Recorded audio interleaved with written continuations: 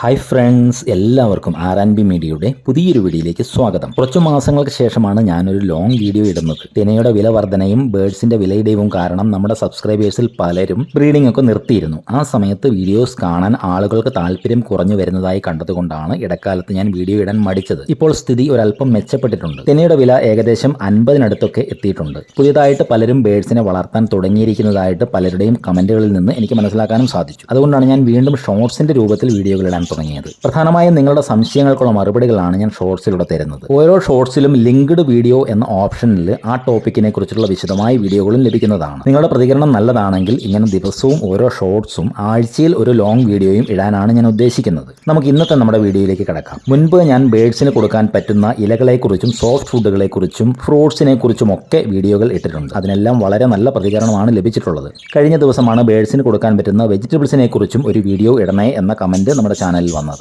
അതിനുള്ള മറുപടിയായിട്ടാണ് വെജിറ്റബിൾസിനെ കുറിച്ചിട്ടുള്ള ഇന്നത്തെ ഈ വീഡിയോ. എൻ്റെ ബേഡ്സിന് ഞാൻ കൊടുക്കാറുള്ളതും പിന്നെ കൊടുക്കാൻ പറ്റുമെന്ന് പല വീഡിയോകളിലും കണ്ടിട്ടുള്ളതുമായ 6 വെജിറ്റബിൾസിനെ കുറിച്ചിട്ടാണ് ഞാൻ ഈ വീഡിയോയിൽ പറയാൻ പോകുന്നത്. എൻ്റെ ലിസ്റ്റിൽ 6ാം സ്ഥാനത്ത് ഞാൻ വെച്ചിരിക്കുന്നത് കാബേജ് ആണ്. ഫോറിനേഴ്സിന്റെ വീഡിയോകളിലൊക്കെ കാബേജ് ബഡ്ജീസിന് കൊടുക്കുന്നത് കണ്ടിട്ടുണ്ട്. പക്ഷേ ഞാൻ ഇതുവരെ കാബേജ് കൊടുത്തിട്ടില്ല.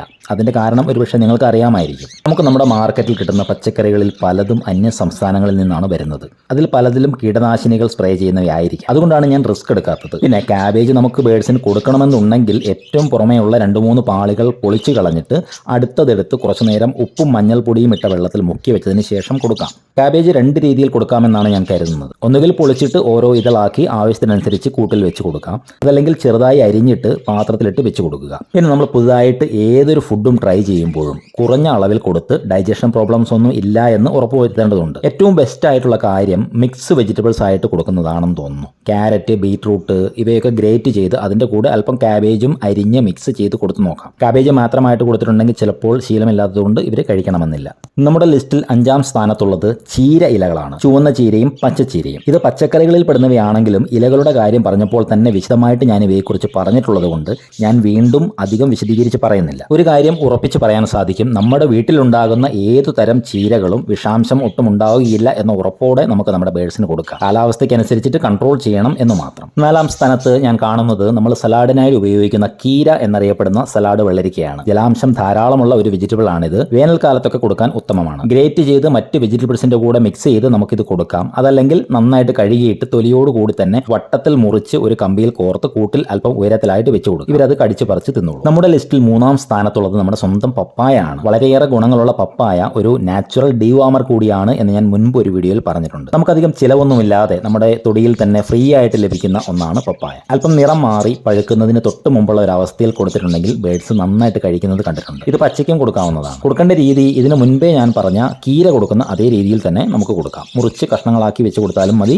ഗ്രേറ്റ് ചെയ്തും വേണമെങ്കിൽ കൊടുക്കാം. വെജിറ്റബിൾസ് 2ാം സ്ഥാനം ഞാൻ കൊടുക്കുന്നത് ക്യാരറ്റിന് തന്നെയാണ്. കാരണം എൻ്റെ ബേഡ്സിന് ക്യാരറ്റ് വലിയ ഇഷ്ടമാണ്. വിലയുടെ കാര്യം ആലോചിക്കുമ്പോൾ കൊടുക്കാൻ തോന്നില്ല എങ്കിലും ഞാൻ മിക്കവാറും വാങ്ങിക്കൊടുക്കാറുണ്ട്. എഗ് ഫുഡൊക്കെ ഞാൻ പ്രിപ്പയർ ചെയ്യുമ്പോൾ അതിൻ്റെ കൂടെ ക്യാരറ്റ് ആണ് കൊടുക്കാറുള്ളത്. വെറുതെ മുറിച്ച് വെച്ച് കൊടുത്തിട്ടുണ്ടെങ്കിലും അവരത് കടിച്ച് പറിച്ച് തിന്നോളും. അവർക്ക് അതാണ് കൂടുതൽ ഇഷ്ടവും. എന്നാൽ ഫിഞ്ചസിന് അങ്ങനെ തിന്നാൻ പറ്റാത്തത് കൊണ്ട് ഞാൻ ക്യാരറ്റ് ഗ്രേറ്റ് ചെയ്ത് വെച്ച് കൊടുക്കുകയാണ് ചെയ്യാറ്. അപ്പോൾ ഫിഞ്ചസും നന്നായിട്ട് കഴിക്കാറുണ്ട്. എൻ്റെ ലിസ്റ്റിൽ 1ാം സ്ഥാനത്ത് നിൽക്കുന്ന വെജിറ്റബിൾ ബീറ്റ്റൂട്ട് തന്നെയാണ്. ഞാൻ കിളികൾക്ക് കൂടുതലും കൊടുക്കാറുള്ള വെജിറ്റബിളും ബീറ്റ്റൂട്ട് തന്നെയാണ്. വെറുതെ സ്ലൈസ് ചെയ്ത് കൂട്ടിൽ വെച്ച് കൊടുത്തിട്ടുണ്ടെങ്കിലും അവർ നിമിഷ നേരം കൊണ്ട് അത് കാര്യമാക്കിക്കൊള്ളും. ഒരൊറ്റ കുഴപ്പം മാത്രമേ ഉള്ളൂ, ഇതിന്റെ കളർ അവരുടെ മുഖത്തും ശരീരത്തിലുമൊക്കെ ആകാറുണ്ട്. ആദ്യമായിട്ട് കാണുന്നവർ ചിലപ്പോൾ ഇത് ബ്ലഡ് ആണോ മറ്റു കിളികളെ ആക്രമിച്ചതാണോ എന്നൊക്കെ സംശയിച്ചേ. പക്ഷേ ബേഡ്സിന്റെ തൂവലുകൾക്ക് നല്ല തിളക്കവും നിറവും ഒക്കെ കിട്ടാൻ വേണ്ടിയിട്ട് ബീറ്റ്റൂട്ട് ബെസ്റ്റ് ആണെന്നാണ് പറഞ്ഞു കേട്ടിട്ടുള്ളത്. ഏതായാലും എൻ്റെ കിളികൾക്ക് ഏറ്റവും ഇഷ്ടം ബീറ്റ്റൂട്ട് തന്നെയാണ്. ഈ പറഞ്ഞവയൊക്കെ കൂടാതെ ചോളം, പിന്നെ ചെറുപയർ മുളപ്പിച്ചോ അല്ലെങ്കിൽ വേവിച്ചോ, അതുപോലെ തന്നെ ചെന എന്നറിയപ്പെടുന്ന കടല മുളപ്പിച്ചും പുഴുങ്ങിയും ഒക്കെ ഞാൻ കൊടുക്കാറുണ്ട്. അതിന് വെജിറ്റബിൾസ് എന്ന് പറയാൻ പറ്റുമോ എന്ന് എനിക്കറിയില്ല.